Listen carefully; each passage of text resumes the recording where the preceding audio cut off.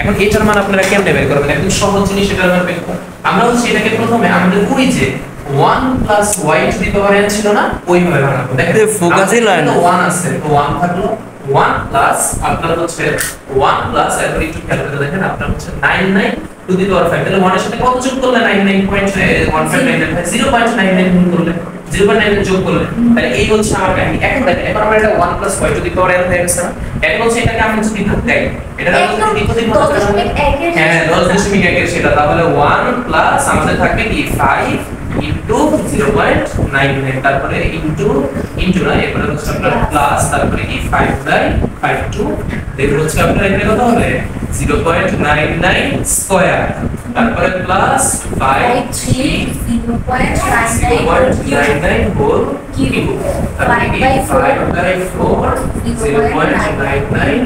4 two the পাওয়ার 4, তারপরে হচ্ছে আপনার 0.99 না এটা পুরোটার মান বের করে দেন হচ্ছে আপনার 4 স্থান পর্যন্ত বের করতে পারছেন, বুঝছেন? তারপর লাস্ট নিয়ে আমাদের কি y to the power 5 y to the power 5 এসে পড়লো। এখন হচ্ছে আপনি সবগুলা কাউন্ট করেন, তাহলে 1 প্লাস 5 ইনটু 0.99 কত হয় করেন 4.95। আচ্ছা x এর মানটা সম্পূর্ণ লিখো না, কত এটা 2.2 10.2 এরকম লিখো না, হ্যাঁ 4.9 এটার মান কত আছে 4.95 প্লাস 5c2 করেন 5c2 10 ইনটু 0.99 হোল স্কয়ার কত হয়, শুধু 0.99 হোল স্কয়ার করেন আপনি 0.9801 এই 0.99 হোল স্কয়ারের মান 0.9801 9801 গেল, তারপর 5c3 করেন 10 5c3 10, এবার 0.99 হোল কিউব করেন 0.970299 0.97099 প্লাস 5c4 করেন 5 0.99 হোল টু দি পাওয়ার 4 0.9605 9605 9601 9601 বিশাল বড় মান 0.99 হোল টু দি পাওয়ার 5 ও মা 0.99 হোল টু দি পাওয়ার 5 হ্যাঁ 0.950 0.950 99 99 00 আর এত মান বলতেছেন কি সব আরে না সব কেন বলবেন আপনি দশমিকের পরে দুই বার বলেন, এই দশমিকের পরে দুই বার বলেন, এত বড় না না শব্দ দরকার নেই, দশমিকের পরে দুই বার রাখবেন শব্দ দশমিকের পরে দুই বার রাখবেন তো বেশি দরকার নেই। এখন হচ্ছে আপনি কি করেন 1 প্লাস 4.95 থাকলো 10 ইনটু 0.98 করেন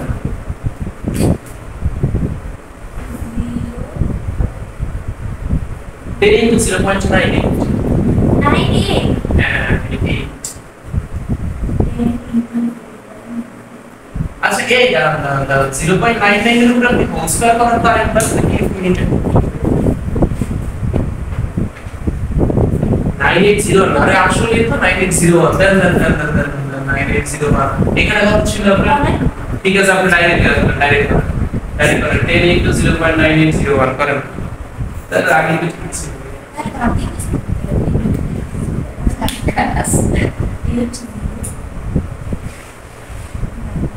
আরে আমি প্রথমে একটা বিশাল বেজালের মধ্যে একটা তুমি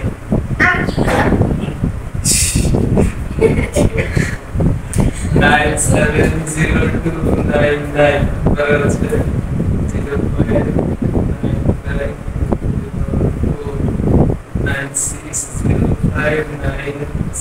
0.96059601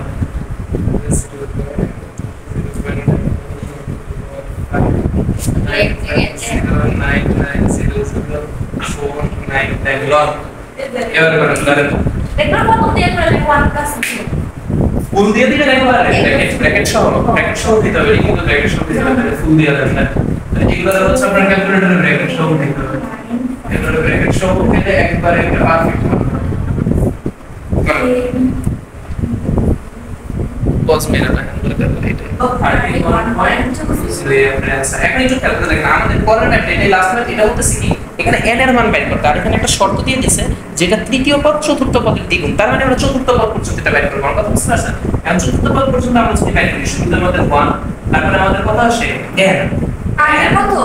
না হ্যাঁ এটা সূত্র আমি আগে দেখছি 1 না এখানে 1 তো এখানে x এর কোনো এখানে x নাই স্টার্ট তাহলে n ইনটু আপনার হচ্ছে x/4 পরের লাইনে আসবে কি আমাদের n/2 মানে কি n ইনটু n মাইনাস 1 এই জিনিসটা মাথায় রাখতে হবে কথাটা বুঝতে পারছেন n ইনটু n মাইনাস 1 কারণ আমাদের n/2 এই যে কি যেটা বলো তো 6/2 মানে কি এই যে 62 মানে কি আমাদের নিচে হচ্ছে 1 ইনটু 2 আর উপরে 6 ইনটু 5 না এই যে এরকম 6 2 এই জিনিসটা মানে এরকম না তাহলে আমাদের n ইনটু জিনিসটা কেমন হবে n ইনটু n মাইনাস 1 কথা হচ্ছে এটা গেল এটা মানে হচ্ছে তৃতীয় পদটা গেল এত ইনটু x/4 হোল স্কয়ার তৃতীয় পদ হয়ে গেল এখন হচ্ছে আমরা দেখব চতুর্থ পদ কত হবে n into n minus 1 n minus 2 আর নিচে হচ্ছে আপনার এখানে তো হচ্ছে 2 দেওয়া 2 আচ্ছা আমি এখানে হচ্ছে ডাইরেক্ট ভাগ দিতেছি তাহলে 1 ইনটু 2 ঠিক আছে আর 1 ইনটু 2 1 ইনটু 2 তো হবে না রে বাবা আপনার এখানে ওকে নিচে টুকটা এটা 1 তাহলে এটা হচ্ছে 1 ইনটু 2 আর এখানে হচ্ছে আপনার 1 ইনটু 2 ইনটু 3 এই গেল এটার সাথে ইনটু হচ্ছে আপনার x/4 কিউব দেখেন এই দুটোর সাথে কেন হচ্ছে কারণ আমরা হচ্ছে তৃতীয় পদ চতুর্থ পদ এই দুটোর সাথে সম্পর্ক স্থাপন করছে তাহলে এরপর আমরা ডট দিয়ে দিব যাতে আমাদের বুঝতে যায় সম্পর্কটা আছে এখন আমরা করব যে শর্ত মতে বা প্রশ্ন মতে প্রশ্ন মতে লেখা দেব যে কি হবে প্রশ্ন মতে আপনারা কি বলছে প্রশ্ন মতে বলছে আপনারা